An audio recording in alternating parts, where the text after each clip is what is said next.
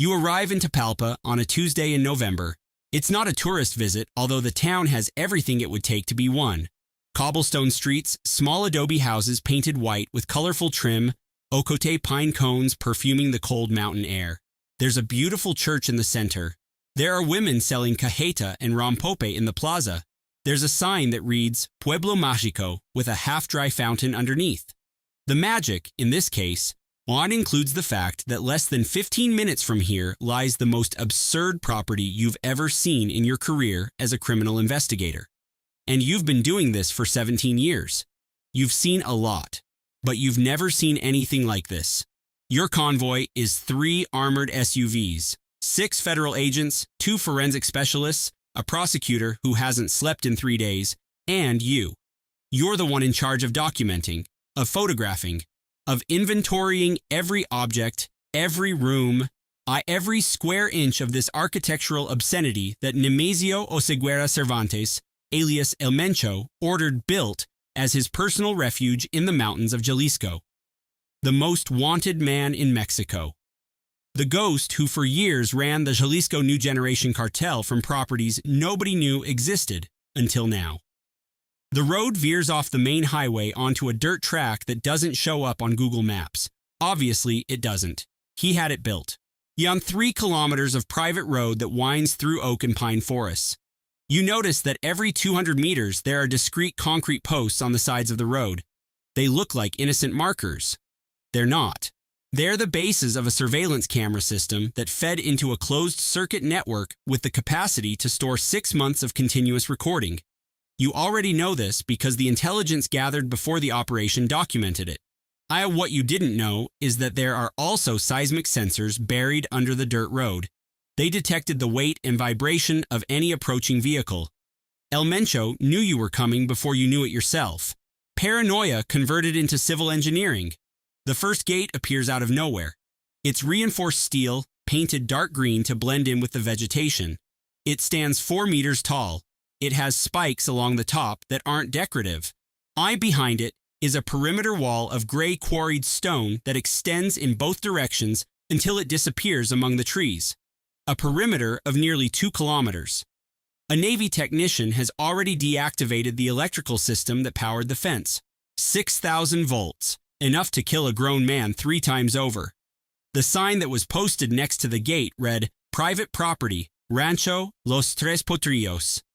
A charming name for a fortress. You cross through the gate and the world changes. It's like stepping into another dimension. The dirt road becomes perfect asphalt. There are trees trimmed with geometric precision on both sides. Gardens that even now, abandoned for weeks, retain a certain decadent dignity. You see an artificial lake on your left. It's large, maybe half a hectare of mirrored water with an island in the center where there's a hand-carved wooden gazebo. There are ducks. The ducks are still there. They don't care who built their lake or with what money. You envy their simplicity. The main house appears at the end of the road like an apparition. And this is where your brain starts processing the brutal disconnect between what you see and what you know. Because what you see is a mansion in the Mexican colonial style, approximately 3,000 square meters of construction on 40 hectares of land. Walls of pink quarried stone from Zacatecas, roofs of artisan clay tile, round arches, carved columns, wrought iron balconies with floral motifs, quarry stone fountains with cherubs. It's as if someone had taken a 17th century hacienda and rebuilt it with an unlimited budget and questionable taste. What you know is that every stone, every tile, every cherub was paid for with blood, with extortion, with methamphetamine, with human lives converted into building material through the oldest alchemy of organized crime, violence transformed into capital. You enter through the front door. It's made of perota wood, a single slab nearly 3 meters tall and 2 meters wide. The specialist beside you estimates that the door alone is worth more than 500,000 pesos. It has bronze fittings in the shape of lion heads. The jaws of the lions hold the door knockers. You think it's a metaphor that's too on the nose, but then you remember that the people who built this weren't exactly subtle. The foyer greets you with a floor of travertine marble imported from Italy. Oh, you know this because invoices were found during a previous search of a cartel office in Guadalajara. 200 square meters of marble at 4,500 pesos per square meter. Just the entry floor cost more than you earn in a year. There's a wrought iron chandelier hanging from the double-height ceiling. It's enormous, like the ones you see in cathedrals. Someone had it custom-made. It has space for 60 candles, though it's been fitted with LED lights designed to mimic a flame. Hotel Mencho wanted the aesthetic of the colonial era, but with 21st century comfort. He wanted to be a hacendado, a patron in the most feudal sense of the word. To your right is the main living room. It measures at least 100 square meters. There are 3 cognac-colored leather sofa sets, rustic solid wood furniture that weighs as much as a small car. On the walls, there are paintings. They're not reproductions. They're originals. So you identify at least 2 landscapes that appear to be by recognized Jalisco artists. There are display cases filled with Talavera pottery from Puebla that an antique dealer would appraise at considerable sums. There's a volcanic stone fireplace that takes up nearly an entire wall. On the mantel sits a solid silver Virgin of Guadalupe statue nearly 1 meter tall. The irony of a devout narco doesn't surprise you. You've seen it too many times. The selective faith of men who kill from Monday through Saturday and pray on Sundays is one of the most consistent anthropological mysteries of Mexican organized crime. You walk down a hallway that connects to the kitchen. The hallway has niches in the walls with sculptures of saints, St. Jude Thaddeus, St. Malverde, La Santa Muerte, the complete pantheon of the Mexican narco in a procession of stone. The kitchen is industrial, not industrial like a restaurant. Are industrial like a luxury hotel. There are 2 6-burner Viking ranges, a sub-zero refrigerator that could store food for 30 people for a month, a built-in wine cellar with a capacity for 300 bottles. You open the cellar. There are still bottles inside. Romane Conti, Petrus, Opus 1. Wines that cost more than a used car. The specialist photographs them one by one. You think about the paradox of a man born into the poverty of Aguililla, Michoacán, who ended up drinking the same wines as Wall Street bankers. Capitalism doesn't discriminate. Money has no smell, as they say. Although this money does, it smells like chemical precursors and gunpowder. Behind the kitchen, there's a dining room that seats 20. The table is made from a single piece of Sabino wood salvaged from a river. They say it cost 800,000 pesos. There are chairs upholstered in leather with the CJNG logo discreetly embroidered on the back. Or it's a detail that sends a chill down your spine for its corporate normalcy, as if it were any company's logo in a boardroom. And in a sense, it is. This was a boardroom. Decisions that affected millions of people were made here. Distribution routes, alliances, betrayals, executions, all while they ate birria and drank special reserve tequila from cut crystal glasses. You go up to the 2nd floor on a carved stone staircase with a wrought iron railing. Each step is covered with a Persian rug that an appraiser would value at 50,000 pesos per piece. There are 15 steps. Do the math. The master suite is at the end of the hallway. You open the door, and you understand why they call this narco architecture. The bedroom is the size of a full apartment in Mexico City. There's a king-size bed with a hand-carved wooden headboard that reproduces scenes from the Mexican Revolution. Villa and Zapata watch over the capo's sleep. There's a 90-inch television mounted in the wall. Silk curtains worth more than your car.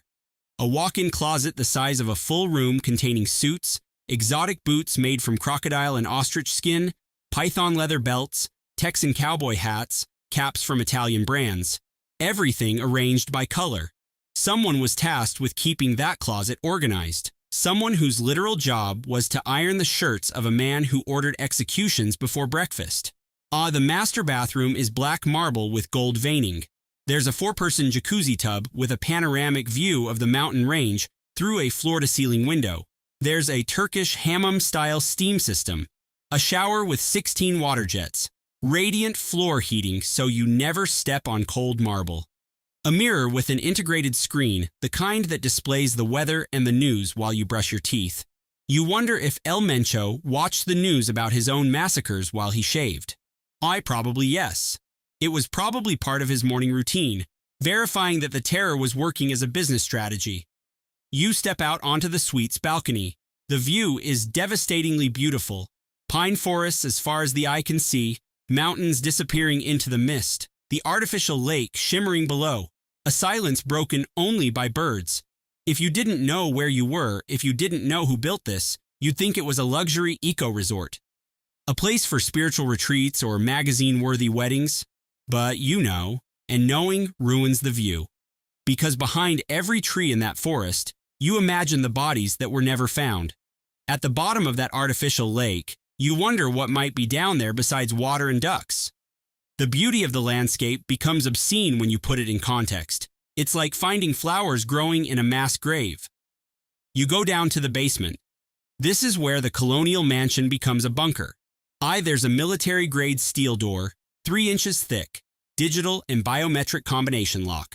The Navy technicians took 4 hours to open it. Behind it is a 200-square-meter underground complex. There's a communications room with wideband radio equipment, monitors connected to the camera system, a console that looks like it was pulled out of a military command center. Because it was. From here, El Mencho could communicate with his cells across 35 states of the Republic and with operations in at least 15 countries. There was a map of Mexico on the wall with colored pushpins, red for controlled territories, blue for disputed territories, green for plazas yet to be conquered. It looks like a game of Risk. But in this game, the pawns were real people who died in real ways. There's an armory, not a small room with rifles. A real armory. With metal shelving, off fluorescent lighting, humidity control. You find the ghosts of what was once stored there, the outlines in the dust where assault rifles once stood, the empty hooks where tactical vests once hung, the shelves where ammunition was stored. They took everything before abandoning the property. But the marks remain. The impressions in the dust tell the story. According to initial estimates, this armory could store enough weaponry to equip 200 men. 200 armed men. A private army funded with drug money, operating from the basement of what on the surface looked like a tourist hacienda. At the far end of the basement, there's a tunnel, 30 meters of concrete-lined tunnel connecting to a hidden exit in the forest, 500 meters from the main property. The exit is camouflaged as a water pump station.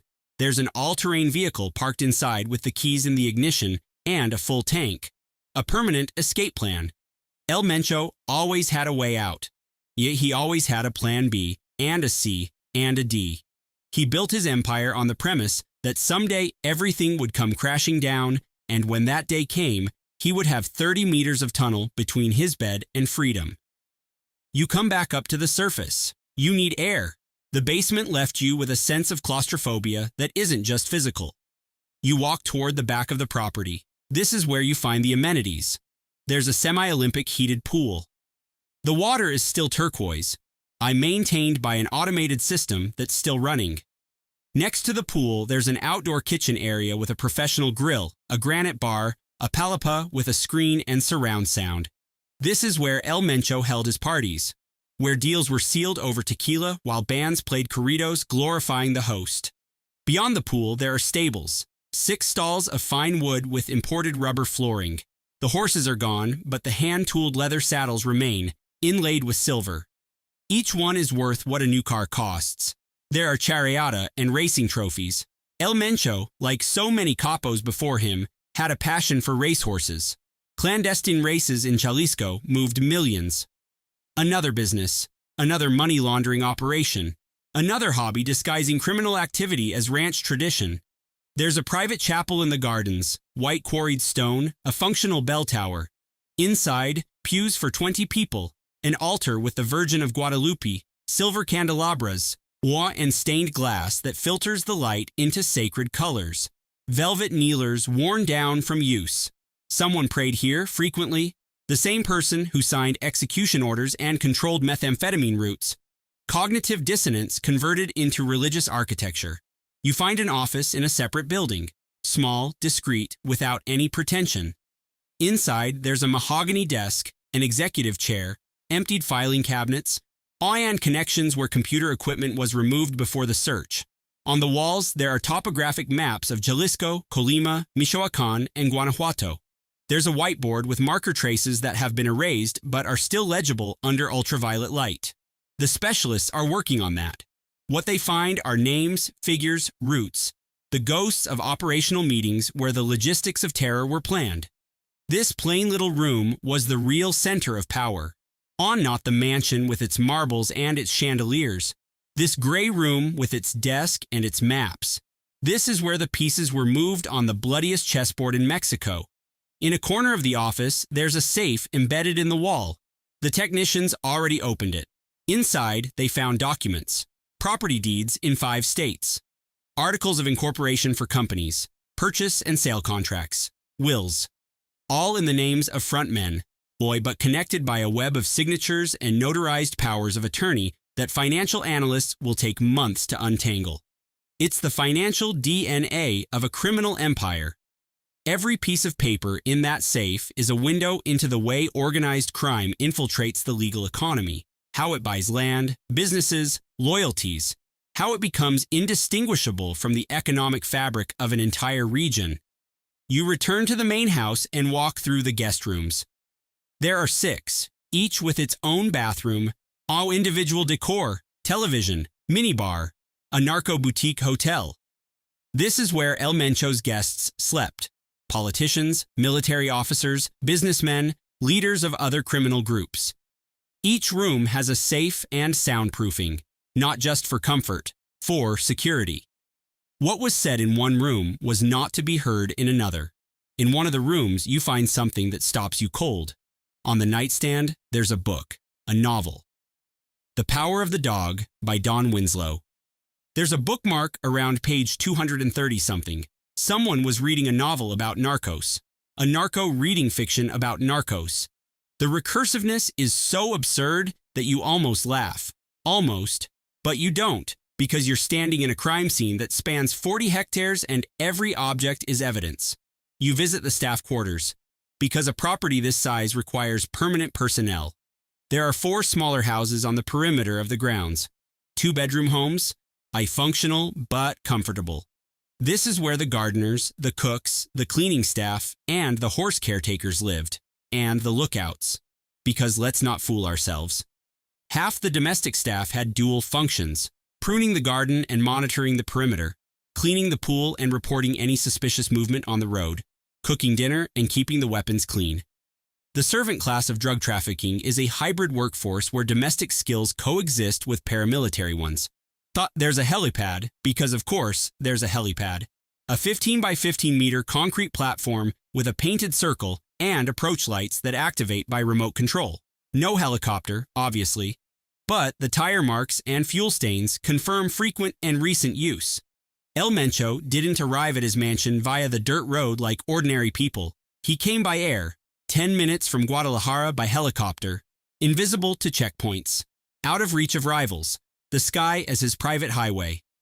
You walk through the gardens and find a zoo. You're not exaggerating. Large enclosures with heating and feeding systems. Now empty, but the plaques are still there. There was a jaguar, African lions, a black bear, macaws, a golden eagle. His own illegal ark. Exotic animals as living trophies demonstrating that you can have anything you want if you have enough money and enough absence of scruples. At the end of your walkthrough, you reach an elevated terrace on the highest part of the property. From here, you can see everything. The mansion below, the gardens, the lake, the forest, the mountains. Tapalpa in the distance, with its church and cobblestone streets. It's the perfect panoramic viewpoint. And you understand why El Mencho chose this place. Not only for the security offered by the mountains, not only for the isolation.